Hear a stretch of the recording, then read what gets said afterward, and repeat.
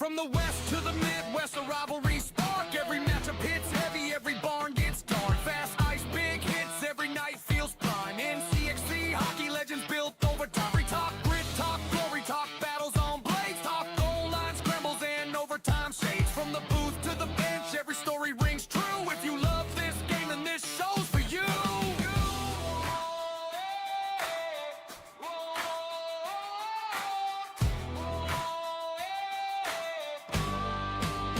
Skate sharp light.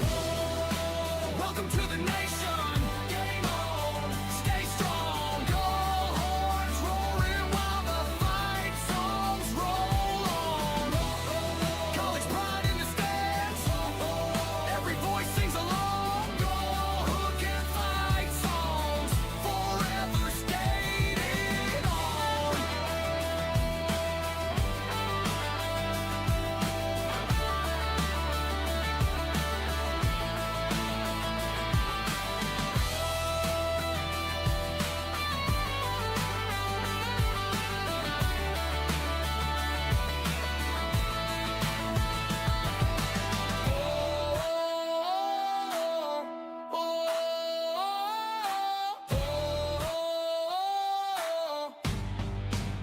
Skate sharp lane. Welcome to the nation. Game on. Stay strong. Go horns rolling while the fight songs roll on.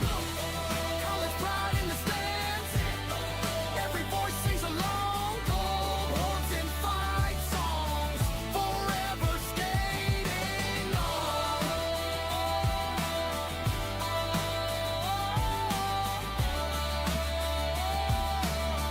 Forever skating on. All right, it is Tuesday night. I am back from my sick hiatus and missing episode of Goal Horns and Fight Songs. Wes was a guest on our friend Tom's podcast the other night, but we're back again talking about some NCHC hockey. Yep.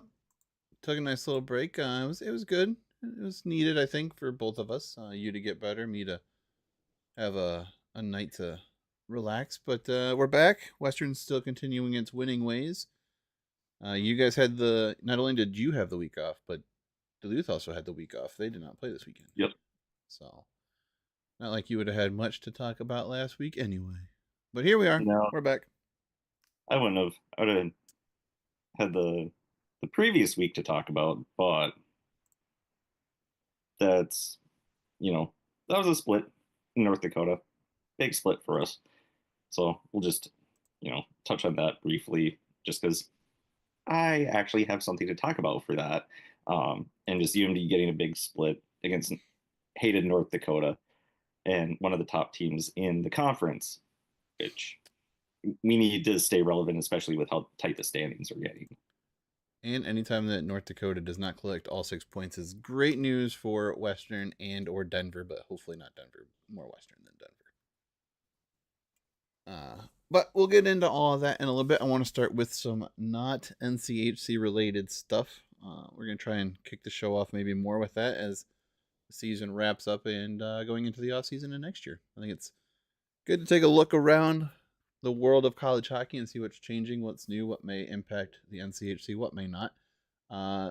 Who knows where the implications of this will be later as it gets going, but this year is expected that the first year of the United Collegiate Hockey Cup will take place in St. Louis. It'll be a tournament featuring the independent schools.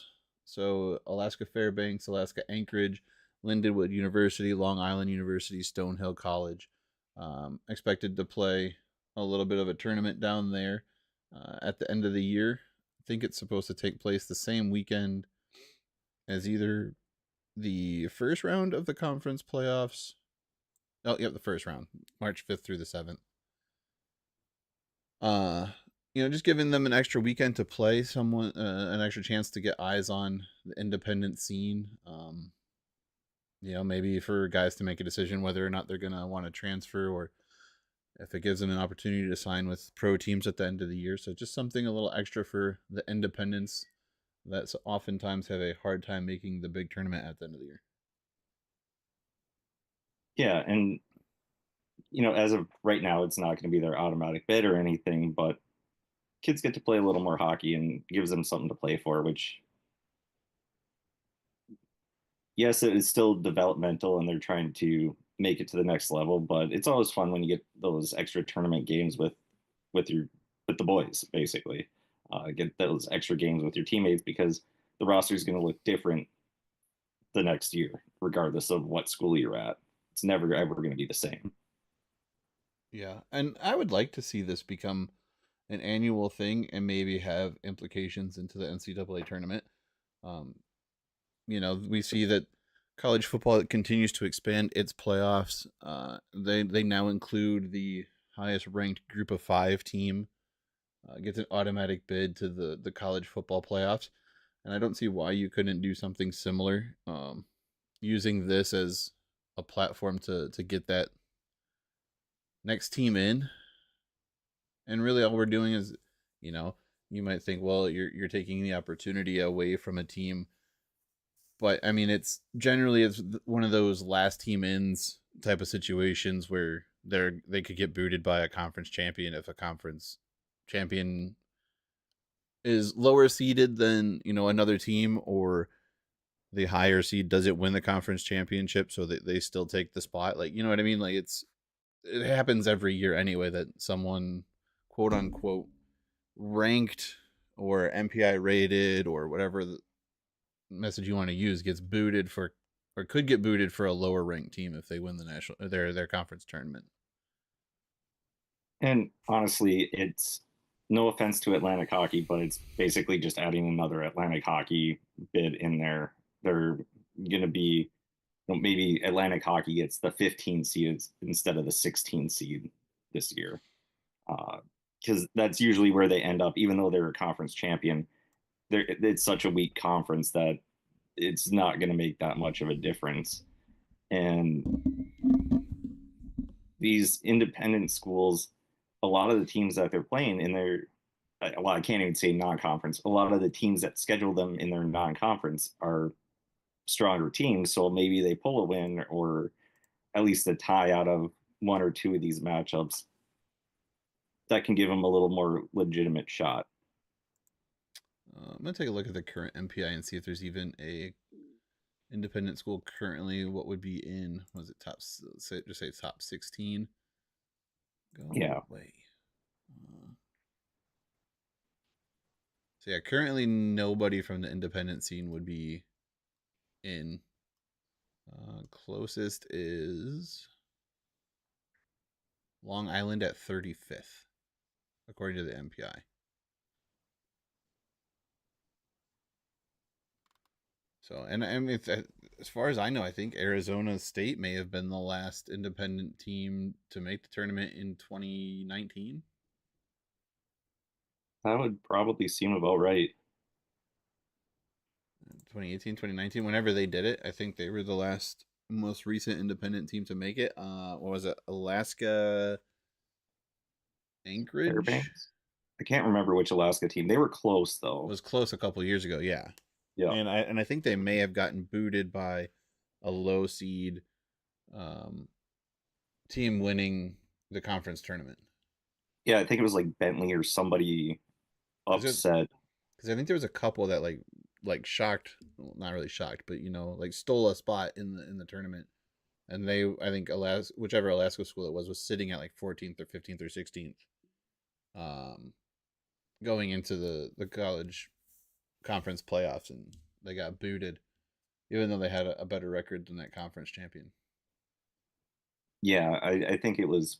I think both might have been both Atlantic and ECAC had different conference champions than the number one seed.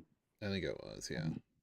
And so they got bumped two spots, and it was like, well, sorry guys, that's the way she goes when you're not in a conference. But especially the Alaska teams, it's tough for them to be in a conference with where they're located.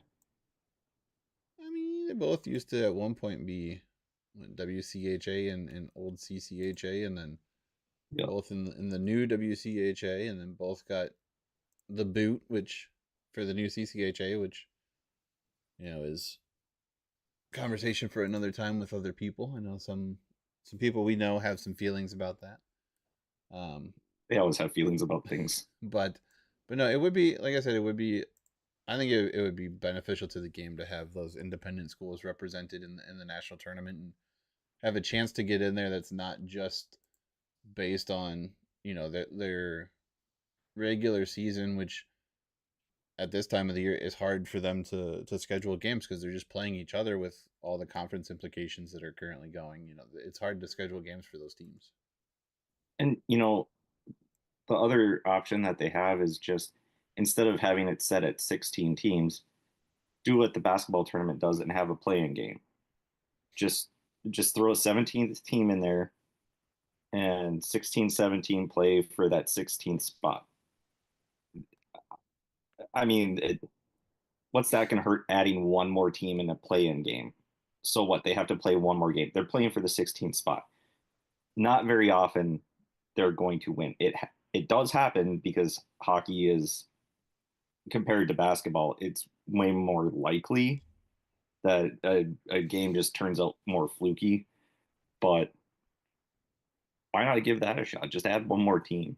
I guess Give these teams a chance to play. The only downside to that is just the quick turnover from conference tournaments to the NCAA tournament. There's not, it's literally like the next week.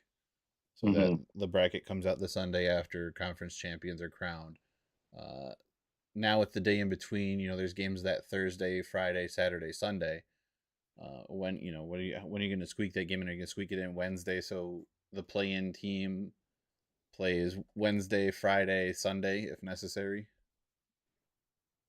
I think that's probably what you end up doing, and what bracket they're going to be in, so then you just play it at that regional. Yeah. That Wednesday, it's not going to make it travel. You're not going to have it a one-off somewhere, and then like, oh, you're playing in Grand Forks, but you're actually in the Bridgeport regional, so you play Wednesday and then you travel. No, you know where they're going to be seated, what regional they're going to be in. You can just tell them, hey, plan to go here.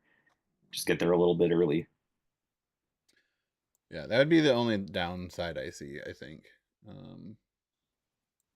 But again, they're more often than not, they're going to be playing 2 games instead of 1. Yeah, I also think it's beneficial to the sport as a whole to get them included. So I think the pros outweigh the cons, but I don't know all the cons to really 100. What I can think of, I think there's more benefit than negative there. That's above our pay grade. Considering we don't get paid anything, there's a lot above our pay grade here. That is true. All right, into this week's action. Let's start with Miami traveled to North Dakota. A tight game really all weekend. Both games were pretty close. I think they went to overtime. They went to overtime Saturday, but I mean, a 1-0 win on Friday for North Dakota over Miami. That Miami team is certainly improved. They have, a win over Western, a couple hard-fought games over North Dakota. They're not going to be an easy out in the playoffs this year, and it does look like they're really fighting their way in and holding on to the spot that they have. They will be a road team at this point. I think 3 out of the 4 home teams have been decided. That 4th spot's really the last one up for grabs, but North Dakota, Denver, and Western Michigan have all claimed home ice for the first round. So still determining, who may have home ice for the whole thing, but at least the first round, those 3 teams are home, and Miami may find themselves at one of them. And they are playing some decent hockey right now. They just got to find a way to win games, and that going to overtime was big against North Dakota. Definitely taking steps in the right direction. And as I mentioned a couple weeks ago, to really know where they're at, we wanted to see them do well against the top teams in the conference. And, well, they're playing well against the top teams in the conference. Yeah, just because they don't get a win, I mean, to go 1-0 and then 4-3, 2 1-goal games, that's a much improved team than a year or two ago. I mean, I think they had a real chance of winning the Saturday game. I think they were ahead in most of that game and just couldn't finish it out. That's the sign of a good North Dakota team to fight back and steal a win there. But well played Yeah, I think I weekend. was watching St. Cloud, and they were saying Miami was up on North Dakota. Um, Omaha finds themselves in a Denver team that's been kind of inconsistent this year, but they come up with 2 wins, 5-2 Friday, 3-1 Saturday. Didn't watch much of these games.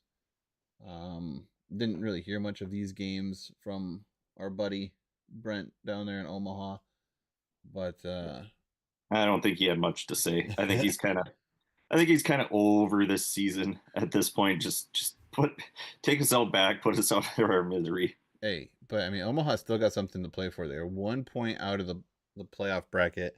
Um, Arizona State is 1 point ahead of them. They play this weekend, so could be some playoff implications on the line there, and a reason to go to work and show up and play some heavy minutes for 2 games this weekend, because both teams have been inconsistent, and it's actually a pretty close matchup when you look at some of the other numbers, not just the win-loss record there, which we'll get into a little bit more when we start looking at this weekend's matchups. And then Colorado College and St. Cloud State, they split. Well, it was a split plus for Colorado College. They lose in overtime on Friday, but win on Saturday, so they take 4 out of 6 points. St. Cloud State gets 2 with the overtime win on Friday. Another couple teams that have just been inconsistent and battling with each other, fighting for positioning in the playoff bracket, and nothing has been, other than the top 3. Like I said, the top 3 teams have been decided, as far as those 3 can't fall any further than 4th, but nothing's super decided at the moment. And I mean, I think I watched a little bit of the Friday game, saw CC was up, and I was like, oh, okay, this kind of makes sense. Shut it off. Saw the final score. I was like, well, I missed a lot. And then Saturday I was watching for a bit too, and that's where I got the Miami score, just because it was on locally here, and there wasn't much else to watch because Olympics were done and late enough at night. Okay, I take that back. I guess technically North Dakota, Denver, and Western are the top 3. They can't fall any further than 3rd. Mathematically, Duluth and St. Cloud State cannot finish higher than 4th right now, Correct. because there's 12 points left. Actually, St. Cloud State only has 2 more games left, so they only have 6 points left. Yep. Duluth could get up to 40 points, which would still leave them 1 behind Western's 41 at the moment. So 1 through 3 will be some combination of North Dakota, Denver, Western. 4 is between Duluth, St. Cloud State, Miami, Colorado College, and 8th is a battle between Arizona State and Omaha. And really, I mean, depending on how the season goes for Colorado College, they're kind of, Omaha could, if Omaha won out their last 4 games, which is against Arizona State, and I don't know who they play on. Do they play Miami on the final weekend of the year?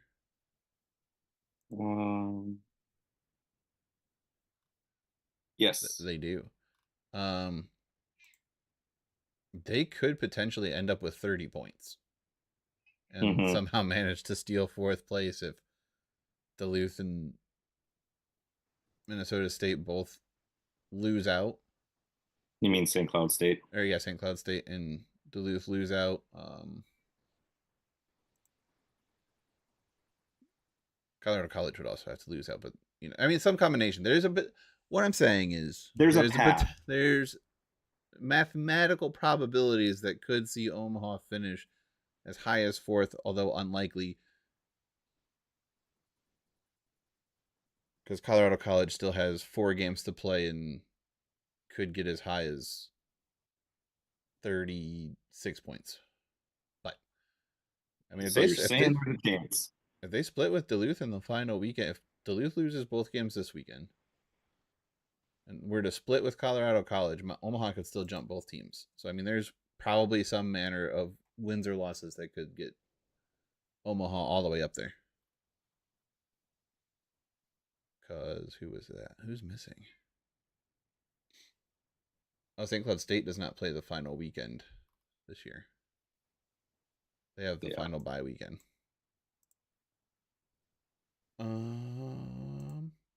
Western Michigan hosted Arizona State. Games were competitive early, kind of fell off at the end, as we've seen Arizona State kind of have a tendency of allowing games to get away from them at the end. Special teams were a big deal. Western, I don't think they allowed any power play goals for Arizona State, so the PK was perfect on the weekend. Power play picked up 2 on Friday, and I think 4 on Saturday, including 3 during a 5-minute major for a heavy hit to number 14 for Arizona State on number 14 for Western Michigan, and he was down for a while. He went down. I don't know if you've seen the layout of Lawson, but he went down right in front of the Zamboni door. They were looking at him. They brought the stretcher onto the ice. Luckily, they didn't need it. He was able to get up on his own, skate off, and actually came back and played the third period. So doesn't look like he's any real worse for the wear there. Glad to have him back. Tough kid, but Western able to net 3 on that 5-minute major penalty, and it looked like just a lot of frustration out of the Arizona State team at that point, and frustration leads to stupid plays. Stupid plays often lead to injuries. And it's just you understand, but you also want to be like, you can't be dumb. There's really no place in the game for stupid shit like that.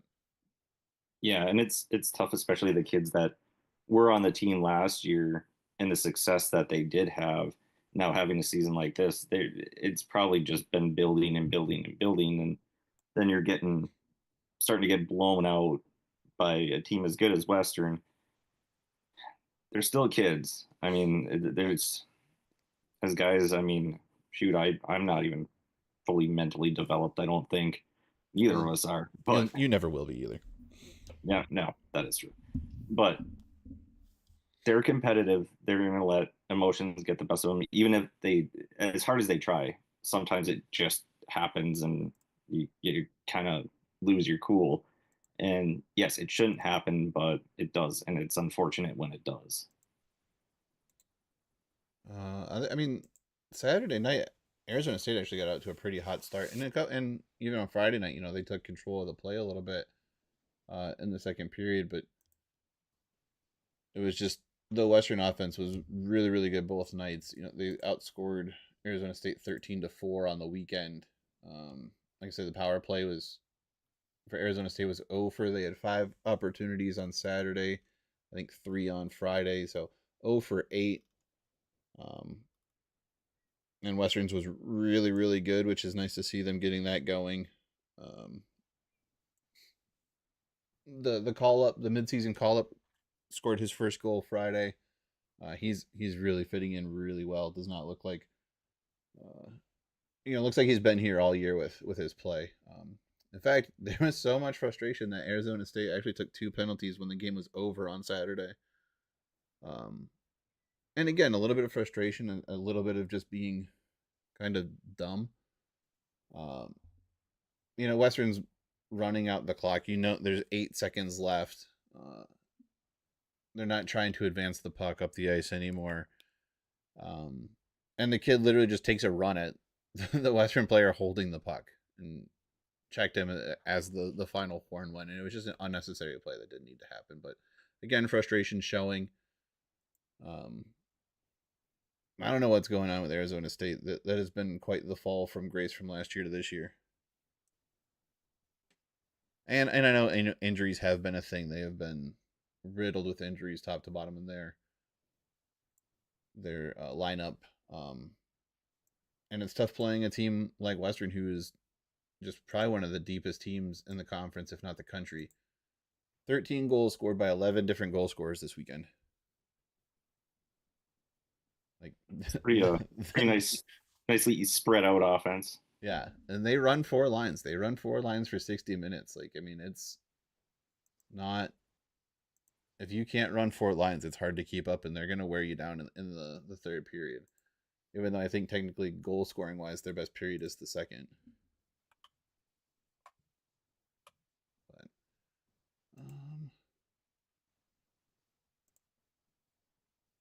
all right, let's look at this weekend. Then we can get out of here. I do actually want to check that real quick. So 1 more second.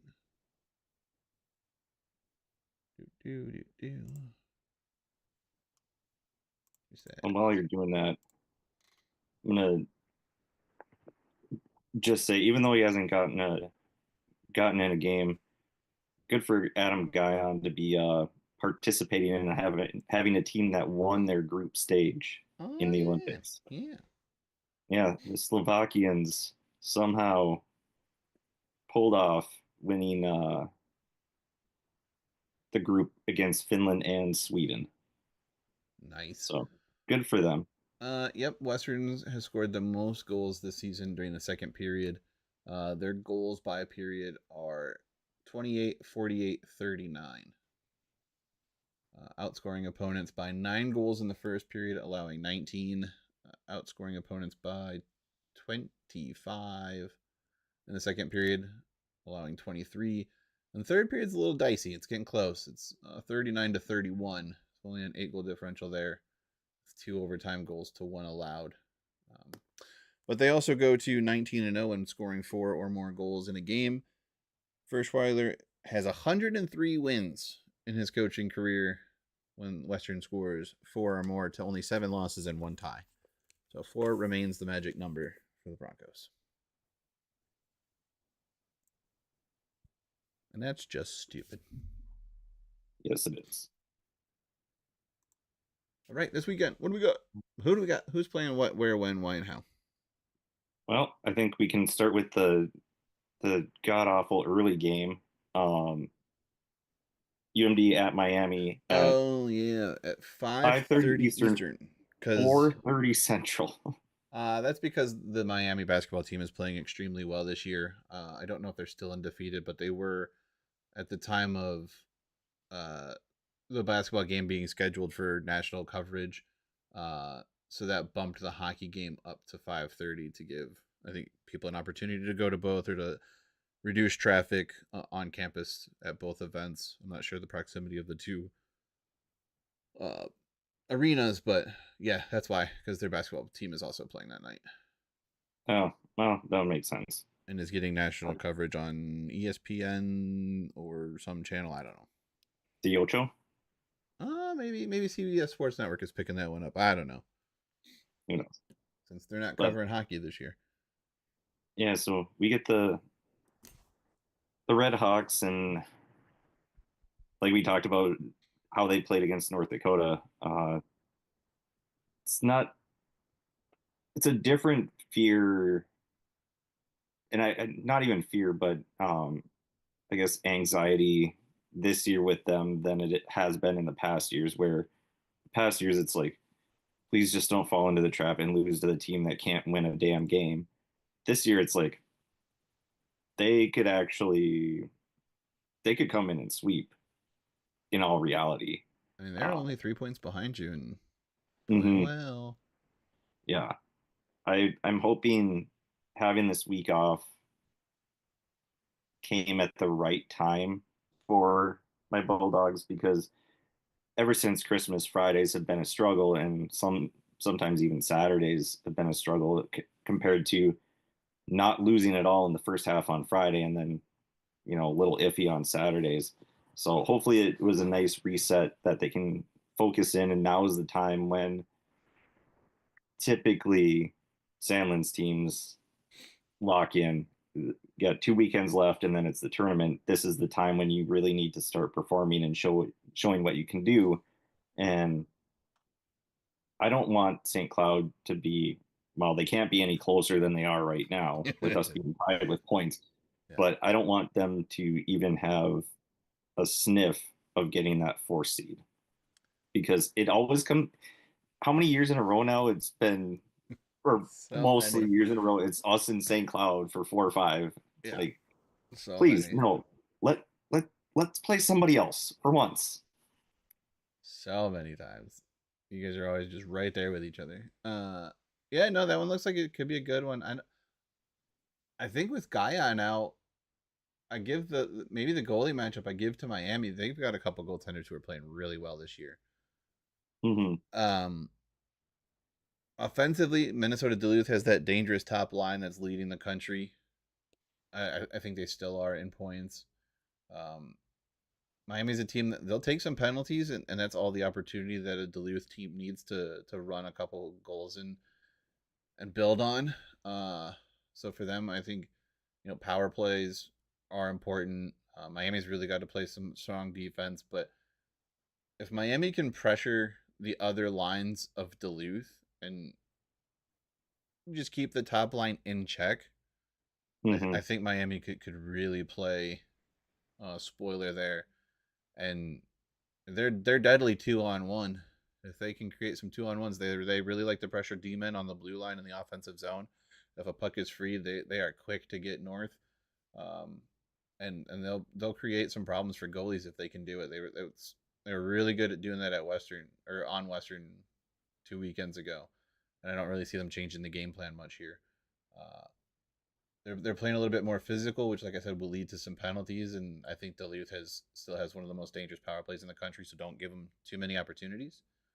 But that feels like a lot more of a coin flip than it has been the last few years. And Yeah, well, absolutely it does. yeah, I think a split feels most likely. But I think if either team were to split, I feel like Miami has a greater probability of splitting. Like I would say it's like 50-50 game a split, but I would go 60-40 that Miami could sweep over Duluth sweeping. Yeah, I I'm not going to disagree with that. I also could see a split plus for either team, Yeah.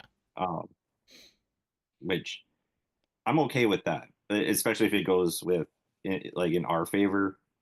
But even just getting some points out of it, don't come out of the weekend without getting any points.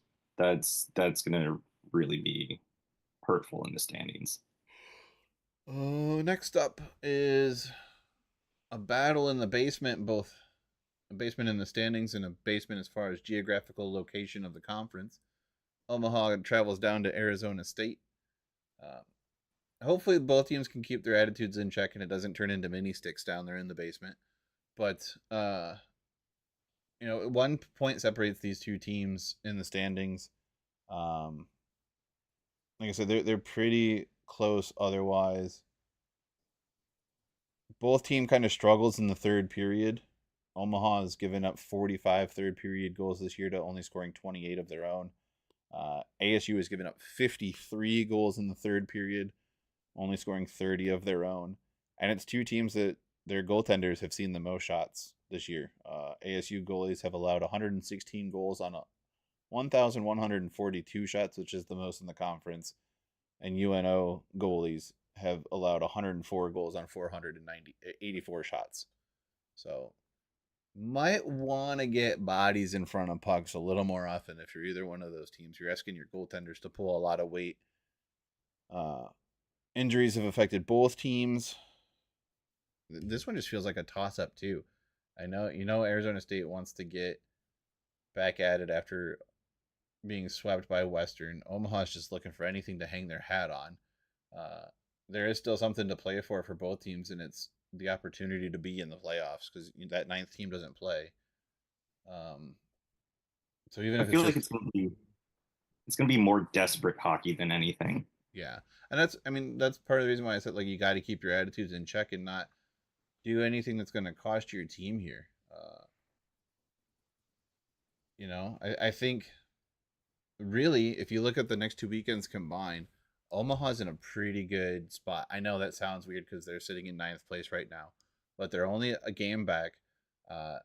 They have Arizona State this weekend. If they can steal a win here or steal some points here and jump Arizona State in the standings, Arizona State has Denver to close out the regular season. Yeah. Like this matchup this weekend could determine who that ninth and eighth seed are.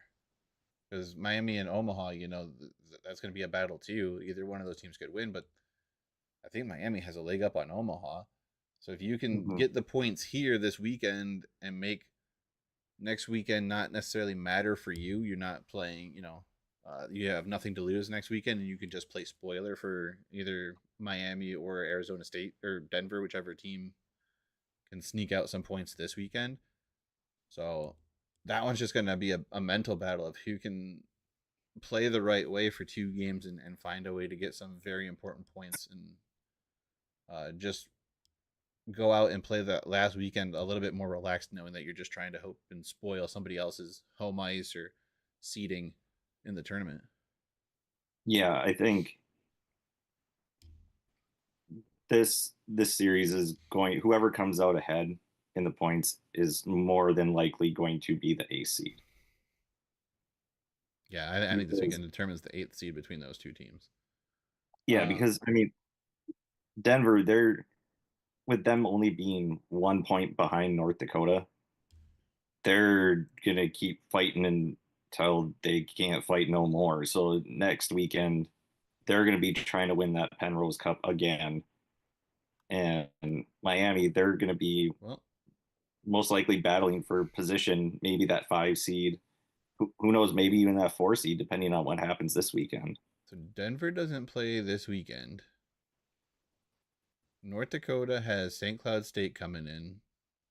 North Dakota and Western could really kind of put a hurting on Denver's chances.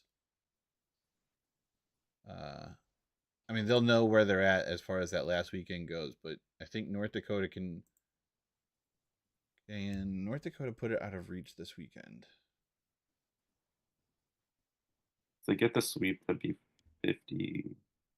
53. Yeah, Yes. Because Denver could only get to 52. 52. Yep. So and Western can still get to 53. Western and North Dakota could potentially share it if North Dakota sweeps this weekend and then loses to Western on the final weekend. They could end up sharing the Penrose if Western wins out and North Dakota splits the last 4 games. Yeah, if North Dakota sweeps and then gets swept. Yeah. So Denver's just kind of hoping that St. Cloud State can at least steal a point or two from North Dakota, and Colorado College can do the same to keep Western and North Dakota from running away completely with it. I don't see St. Cloud State really being able to do it. This North Dakota team is playing really really well, but maybe they pull something from the success that Miami had and are able to just push it that one step further and steal some points. Maybe pick up an overtime win or something. I don't know. Um, I guess it kind of depends on what North Dakota does or how they're feeling. And then Western Michigan at Colorado College, a place that they have played really well the last few years since Colorado College has moved to Ed Robson Arena. Western had success earlier this year in Denver, sweeping University of Denver there. And whatever reason, they've played really, really well at elevation the last few years. I think the only loss to Colorado College they have was last year in overtime. Cam Rowe went into Ed Robson Arena and won every game that he played out there. So they know how to win over there. And if they want to keep up with North Dakota, they're going to need another big weekend before hosting the Fighting Hawks on home ice to wrap up the regular season. But that is the weekend. Let's see. I was just looking at St. Cloud and North Dakota, and St. Cloud was swept by North Dakota earlier, beginning of December, 4-3 and 4-2. So I'm playing them pretty well. I So, mean, there's probably a couple empty net goals, at least in yeah, that 4-2 game was that probably 4-2. decided by an empty netter.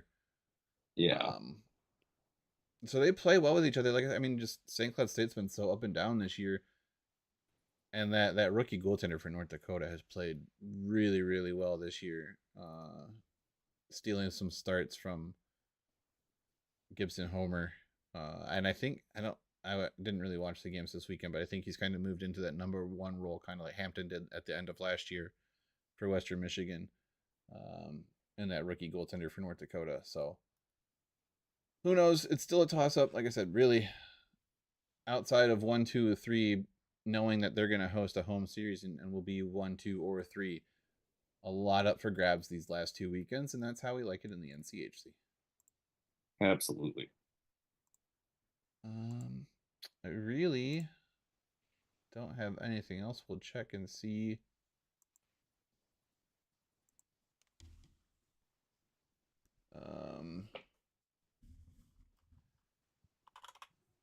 If there's anything else worth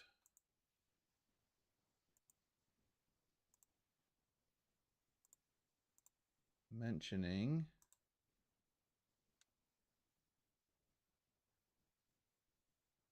I don't think there is. Oh, we can do the players of the week type stuff, I suppose. Yeah, I was just looking at that.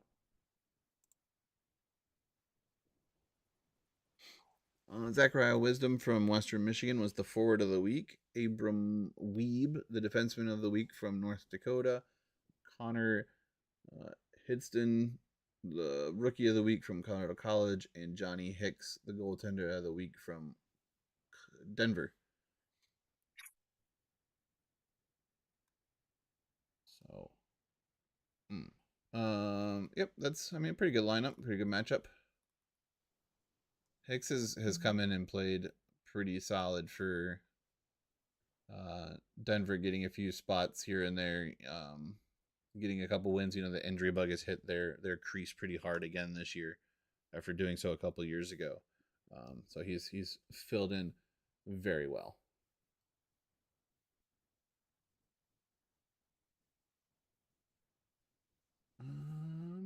Anything outside of that? Nope, I got in my guy on shout out, and that's about it. All right, and we're gonna be a little bit shorter of an episode then. We'll wrap this bad boy up. YouTube was being weird, so I don't really, I mean, not that we have a bunch of people watching this live anyway, but hopefully enough people find it on the replay. If so, cool. And if you like it and you want to give it a thumbs up, also cool. If not, that's fine too. There's stuff that you can do if you want to on whatever. Stuff's been scrolling around at the bottom. You can read that if you want to. If not, that's fine too. He's Wes. I'm Mike. Pucks on net. Good things happen like goal horns and fight songs. Enjoy the rest of the Olympics. Someone's gonna win a gold in hockey. On the women's side, it looks like it's gonna be the U.S. On the men's side, it's probably gonna be U.S. or Canada. Who knows? 2 more weeks of good stuff. Here's a song. Bye.